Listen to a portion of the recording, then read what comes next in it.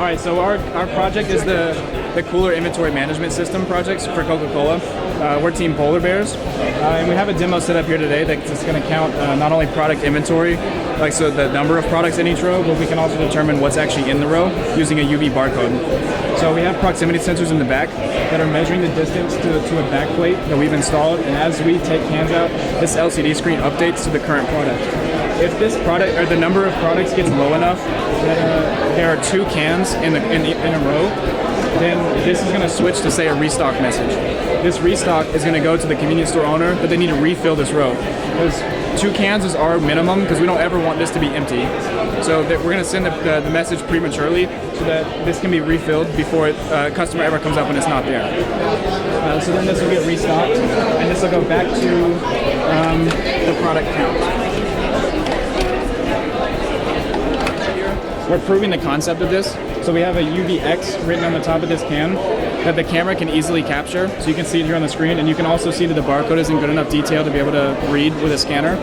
So we're going to be taking this barcode, which will be in UV ink, and scanning it with a library of different Coke products that are like a barcode library pretty much, to determine which product this is.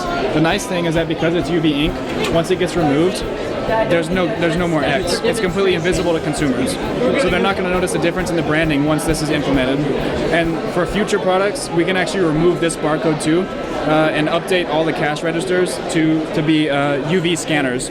So the customers won't have to look at barcodes anymore, and all of this space is usable for branding. It's actually a prototype for the gravity-fed coolers, so the ones that slide forward. But because our design is kind of versatile, the proximity sensors can be placed at any orientation on the back. Right now they're angled to be in line with the angled shelves, but it can be used for any cooler type. Cool. Yeah. Good job, guys. So how Coca-Cola works with their coolers, we have these pre-made mats that fit into each cooler. So those mats make sure that the products won't be able to go between rows or fall or something like that. And that mat can be seen here.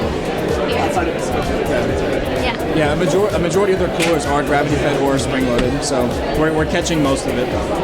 Cool. Thank you. All right, so every time, this is for a store owner, every time I would restock this, I would have to input an additional can or... Yeah. The next version of this prototype will be... Oh, that's what you were saying, Yeah. yeah. So we don't want to have any human interaction with this except for on the Coca-Cola end where they see an increase in revenue.